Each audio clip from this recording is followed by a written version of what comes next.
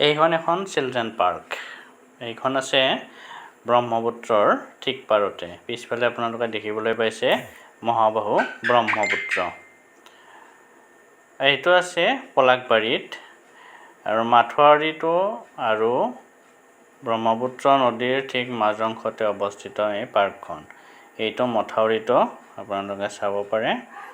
এইটো মাথোৱাৰী, আৰু এই মাথোৱাৰিটোৰ ঠিক কাষতে আছে এই পাৰ্কখন। এই পাৰ্কখনৰ সৰু ল'ৰা ছোৱালীৰ কাৰণে সকলোখিনি এক্টিভিটিজে আছে, আৰু গৰমৰ দিনত আচলতে এইখিনি ঠাইত যাবলৈ খুব উপযোগী। পিছফালে মহাবাহু ব্ৰহ্মপুত্ৰ থকাৰ কাৰণে ইয়াত আবেলি সময়ত যথেষ্ট সংখ্যক মানুহ হয়।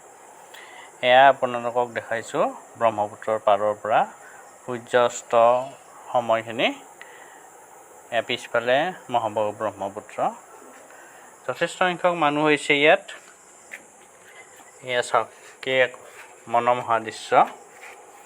আচলতে এইখিনি দেখুওৱাৰ এটা উদ্দেশ্য হ'ল কি যে ইয়ালৈকে যাওঁতে বা ইয়াত কোনো ধৰণৰ আমাৰ পইচাৰ খৰচ নহয়, কোনো ধৰণৰ টিকট দিব নালাগে বা এক্সট্ৰা কোনো খৰচ নহয়।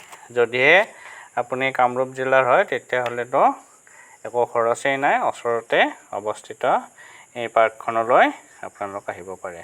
ঠিক পাৰ্ক বুলি ক'ব নোৱাৰি, আচলতে মুকলি ঠাই। এখন চিলড্ৰেন পাৰ্ক আছে কেৱল, বাকী ব্ৰহ্মপুত্ৰৰ পাৰত আপুনি বহি সন্ধিয়াটো খুব মধুৰভাৱে কটাব পাৰিব। এয়া পিছফালে আজ্ঞাধুৰি পাহাৰ, আৰু এই সূৰ্যাস্তৰ ঠিক সময়খিনি খুব সুন্দৰ পৰিৱেশ এটা আপোনালোকে চাব পাৰে। সূৰ্যাস্তৰ সময়খিনি এনেকুৱা ৰং বিৰঙৰ দৃশ্য পানীৰ লগত খেলি আছে, চাওক কি মনোমোহা। ইয়াতে কিছু সময় বহিলে আচলতে মনৰ দুখ ভাগৰ সকলোবোৰ পাহৰি যায়। আপোনালোকে উপভোগ কৰক। এয়া সূৰ্যাস্তৰ, মহাবাহু ব্ৰহ্মপুত্ৰৰ বুকুত সূৰ্যাস্তৰ এক নান্দনিক দৃশ্য।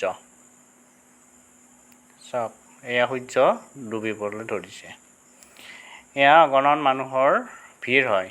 আচলতে বন্ধৰ দিনত বিশেষকৈ ৰবিবাৰে ইয়াত যথেষ্ট সংখ্যক মানুহৰ ভিৰ হয়, আৰু ইয়াত প্ৰায় 4টামান বজাৰ পৰা ষ্টাৰ্ট হয়, 8টামান বজালৈকে ইয়াত মানুহৰ সমাগম হয় বুলি জানিব পৰা যায়। আৰু আপোনালোকে চাব পাৰে এই পিছফালে এইখন জাহাজ আছে, আৰু এই জাহাজখনত উঠিও আপুনি ব্ৰহ্মপুত্ৰৰ সেই অপৰূপ সৌন্দৰ্যৰ উপভোগ কৰিব পাৰে। তাত খোৱা বোৱাৰো ব্যৱস্থা আছে, ৰেষ্টুৰেণ্ট আছে, আৰু তাত বহিও আপুনি ব্ৰহ্মপুত্ৰৰ নান্দনিক দৃশ্য উপভোগ কৰিব পাৰে। এয়া সূৰ্যাস্তৰ সময়। এয়া চাওক, যথেষ্ট সংখ্যক মানুহে ব্ৰহ্মপুত্ৰৰ এই পাৰত আহি ভিৰ কৰিছেহি। এয়া ঠিক আন্ধাৰ হওঁ হওঁ হৈছে, আৰু ঠিক তেতিয়াৰ দৃশ্য। এয়া একেবাৰে ব্ৰহ্মপুত্ৰৰ পাৰৰ দৃশ্য। এয়া সূৰ্যাস্তৰ সময়খিনি। আকৌ চাওক কি মনোমোহা দৃশ্য। পানীত সূৰ্যৰ শেৱলি ৰহনৰ প্ৰতিফলিত হৈ যি এক মায়াময় পৰিৱেশৰ সৃষ্টি হৈছে, সেয়া আপোনালোকে উপভোগ কৰক। আকাশখন ফৰকাল আছিল, সেইবাবে আমি গোটেই দৃশ্যটো খুব সুন্দৰকৈ কেমেৰাত ধৰি ৰাখিব পাৰিছিলোঁ। এয়া মহাবাহু ব্ৰহ্মপুত্ৰ বৈ আছে। এয়া পিছফালে পাহাৰ, খুব সুন্দৰ দৃশ্য। ইয়াত আগতে জাহাজত অলপমান ফুৰাবলৈ নিছিল, কিন্তু এতিয়া আমি অৱশ্যে দেখা নাপালোঁ, নিয়ে না নিনিয়ে নাজানিলোঁ, অৱশ্যে সোধাও নহ'ল, আমি দেখা নাপালোঁ নিয়া। এয়া এনেকুৱা দৃশ্য যদি আপুনি বহি বহি উপভোগ কৰিব পায়, কি ভাল লাগিব। আৰু ইয়াত বিশেষ একো খৰচ নাই, সেইটোৱে আটাইতকৈ ভাল লগা কথা। অৱশ্যে ইয়াত নদী পৰ্যটনৰ এক সম্পূৰ্ণ কিন্তু সম্ভাৱনীয়তা আছে। যদি ইয়াত জাহাজেৰে কিছু ঘূৰাই আনে তেতিয়াহ'লে হয়তো খুব ভাল হ'ব। শুনিব পৰা মতে ইয়াতে জাহাজেৰে ঘূৰাবলৈ নিছিল 200 টকা লৈ, কিন্তু আমি যোৱাৰ দিনা বিশেষ একো দেখা নাপালোঁ। হয়তো ব্ৰহ্মপুত্ৰৰ পানী বেছি হ'লে হয়তো সেই ব্যৱস্থাটো বন্ধ কৰি দিবও পাৰে, এইটো আমি নাজানো। এইখন পাৰ্কখনৰ দৃশ্যটো মই পুনৰবাৰ দেখাইছোঁ।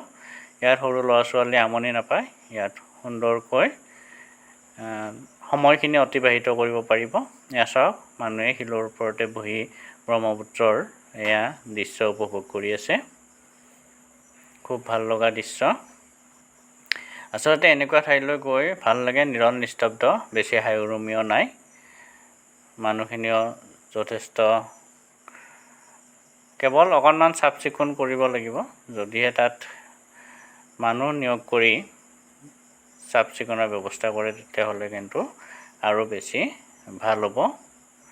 বিশেষকৈ গছ গছনি পুতিব লাগে। জানিব পৰা মতে গছ গছনি পুতে, কিন্তু তাত বানপানী হয়। যেতিয়া ব্ৰহ্মপুত্ৰৰ পানী বাঢ়ে তেতিয়া গোটেইখিনি ওপৰলৈ উঠি আহে, তেতিয়া আৰু গছখিনি মৰি যায় বুলি স্থানীয় লোকে আমাক জনালে।